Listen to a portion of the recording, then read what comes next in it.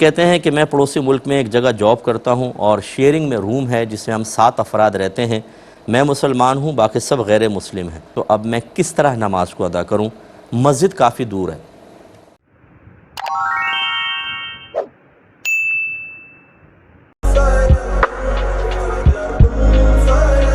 औज़ु बिल्लाहि मिनश्शैतानिर्रजीम, बिस्मिल्लाहिर्रहमानिर्रहीम। ख़वातीन व हज़रात, अस्सलामु अलैकुम व रहमतुल्लाहि व बरकातुहू व मग़फ़िरतुहू। कि मैं पड़ोसी मुल्क में एक जगह जॉब करता हूँ और शेयरिंग में रूम है जिसमें हम 7 अफराद रहते हैं। मैं मुसलमान हूँ, बाकी सब गैर मुस्लिम हैं।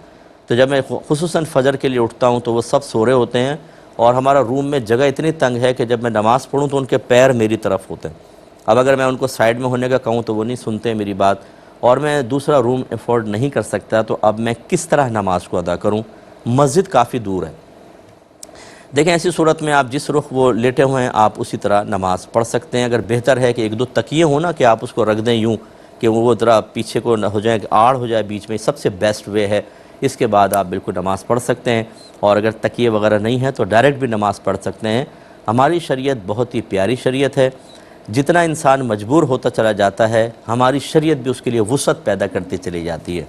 ये जो हमारी बाज़ बहनें, हमारे बाज़ भाई, कारोबारी हजरात, नौकरी करने वाले, दीगर लोग कहते हैं दीन बहुत तंग है। ये असल में आपने उन लोगों से दीन सीखने की कोशिश की है जिनको खुद दीन की मारिफत हासिल नहीं है। बड़ी मादरत के साथ मैं अर्ज़ कर रहा हूँ, हर सोशल मीडिया पर बैठा हुआ शख्स अपने दीन को मुकम्मल तौर पर जानता हो, ये ज़रूरी नहीं है। हर एक अपनी सोच और फ़िक्र के मुताबिक दीन को समझकर आपको समझाने की कोशिश करता है और आप उसको असले दीन और कुल दीन समझकर कबूल करके देखते हैं। ये तो मेरे लिए बहुत मुश्किल है।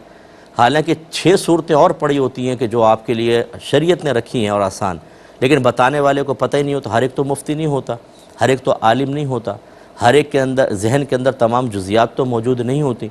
इसलिए होना ये चाहिए कि जब आप इस किस्म के कोई मामला जिसमें आप तंगी महसूस करें, इस फील्ड के किसी माहिर से मशवरा करें। वो जब आपको मशवरा देगा तो बहुत बेस्ट देगा। लेकिन हमारी बाज़ औक़ात लोगों ने बैत की होती है, हर शरई मसला भी पीर साहब से मालूम करेंगे। हालांकि पीर साहब बाज़ औक़ात ना आलिम होते हैं ना मुफ्ती होते हैं, लेकिन जो पीर साहब कहेंगे वो मैं करूँगा। ये क्या बात हो गई? यानी इसका मतलब है फ़िज़िक्स केमिस्ट्री भी फिर अपने पीर साहब से पढ़ें ना आप जाकर, जैसा वो पढ़ाएँ पढ़ लें। क्यों जाते हैं ट्यूशन सेंटर, क्यों जाते हैं आप स्कूल कॉलेज यूनिवर्सिटी?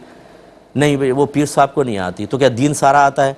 ये बड़ा मसला होता है। मैं किसी पीर साहब को माज़अल्लाह कमतर ज़ाहिर नहीं कर रहा हूँ, लेकिन बहुत सारे ऐसे होते हैं। और पीर साहब को भी सोचना चाहिए कि अगर शरई मसला आपका मुरीद मालूम करता है और आपको नहीं पता, तो आप कहें कि भाई ये फ़िक़्ह मेरी फ़ील्ड नहीं है, मैं अपने रूहानी तरबियत कर सकता हूँ, बेसिक्स आपको सिखा सकता हूँ, आपके अहवाल क़ल्ब के ऊपर तवज्जो कर सकता हूँ। ये आप किसी मुफ्ती साहब से पूछें ना, वो भी कह के आओ हमसे पता करो, कहीं और ना जाए। ऐसा ना हो बच्चा किसी और की तरफ निकल जाए, मुरीद हाथ से निकल जाए। गलत सलत मसला बताते हैं।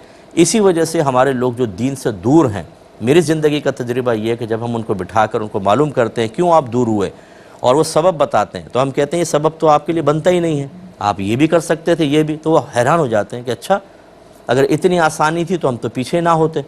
वजह वही है कि ऐसे मतलूबा अशख़ास मिलते नहीं हैं कि जो हमारी मुश्किल को शरई तकाज़ों के रोशनी में हल कर सकें या शरई तालीमात की रोशनी में हल कर सकें। तो हमें दीन तंग और सख्त महसूस होता है। सीखने की ज़रूरत है। अल्लाह ताला हमें सीखने की तौफ़ीक़ अता फ़रमाए।